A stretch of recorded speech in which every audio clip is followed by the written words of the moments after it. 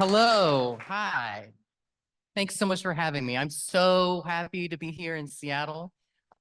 This is actually where I moved to after I graduated college in 2003, back when Seattle was almost still affordable. I lived here for 10 years. Seattle is the first place I felt comfortable in my own skin. It's where I made my first queer community. It's where I first fell in love. It's where I wrote my first book. And it's been over 10 years since I left, but my Seattle self lives on. I like to talk to him, ask him questions, reminisce, tell him who he has become. When I graduated, someone told me that I will live many lives within my lifetime, and she was right. I've found that you can call on your past lives for support. You can call on your old selves, like ancestors, for guidance.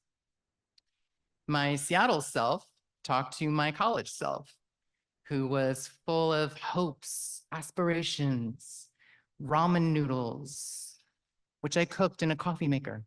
And my college self fell in love with storytelling. And he talked to my child self about what stories he might like to listen to, what stories would make him feel seen. And now I get to make those stories and share them with other kids who are going to grow up and tell their kids stories, and some of them will write new stories. But that did not happen overnight. I graduated with a bachelor's in fine arts, which is to say I had no immediate prospects. It took 10 years and a very windy journey to break into publishing, but that was my path and I have no regrets.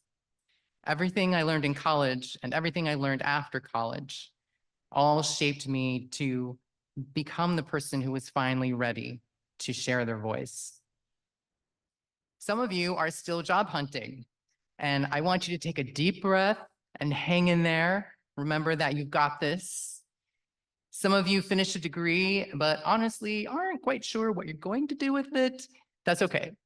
You're going to put yourself out there, you're going to listen to your gut, and you're going to land on your feet.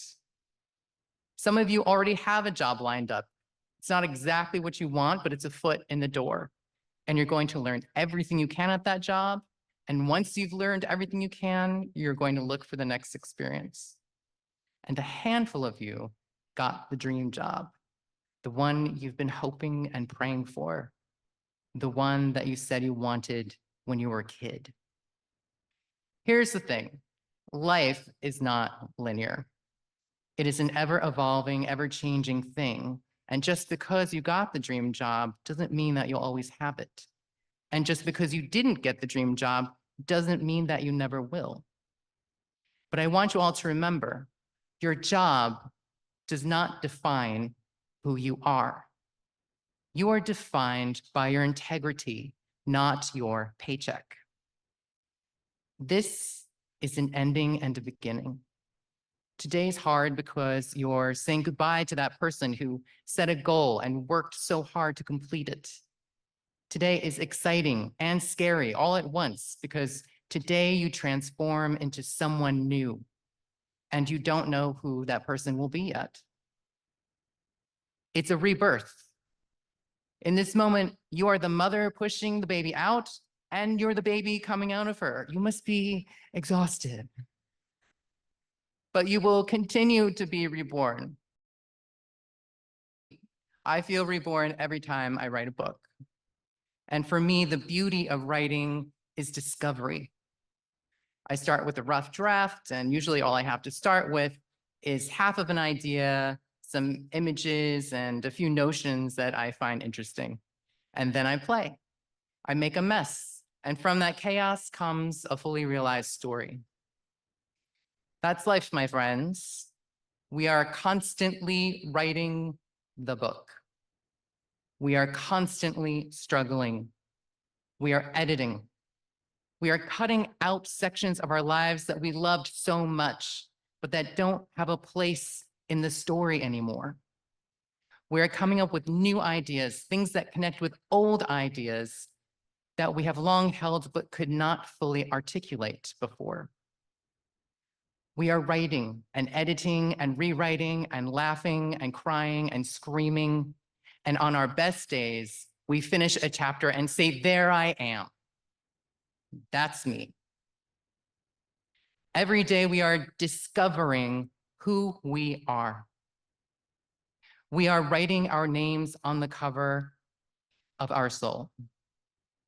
We write every choice we make in the pages of our heart.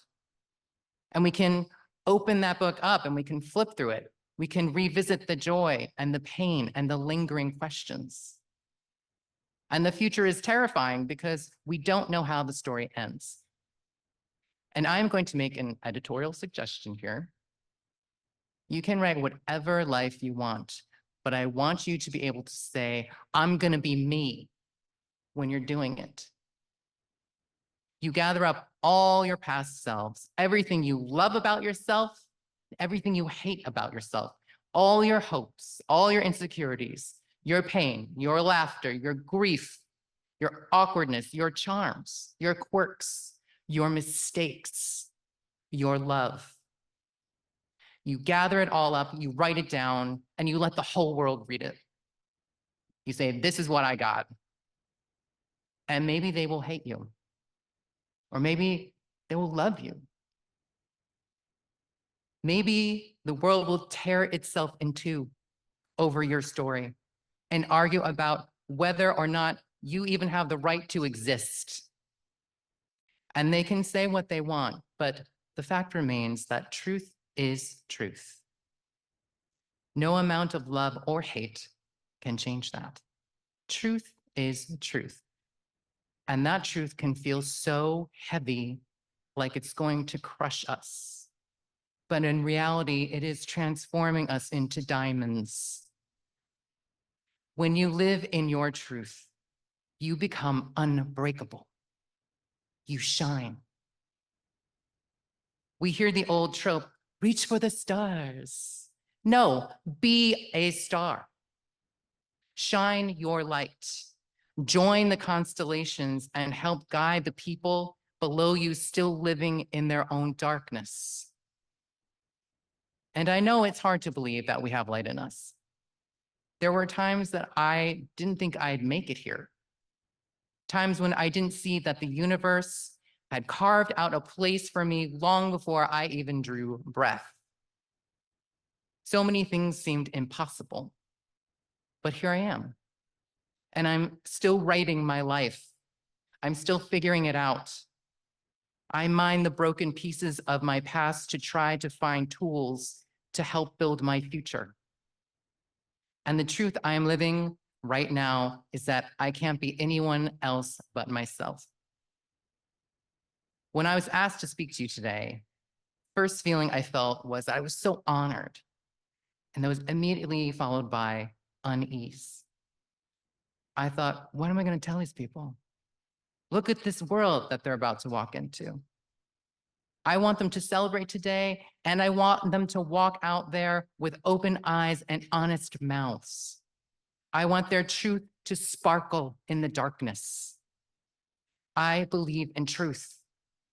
We need more stories, everyone's story, true stories, stories that celebrate. We need the unheard stories, stories that liberate. Imagine a world in which everyone could tell their story openly and truthfully, and everyone else could hear it, see it, feel it. Would it not be a more compassionate place if everyone became a diamond of truth, a blaring star? Would it not be so bright that the darkness couldn't exist and we'd all become one all-encompassing light? Your story is needed, and only you can tell it. This world needs you, and all you can give it is yourself. Thank you, and congratulations.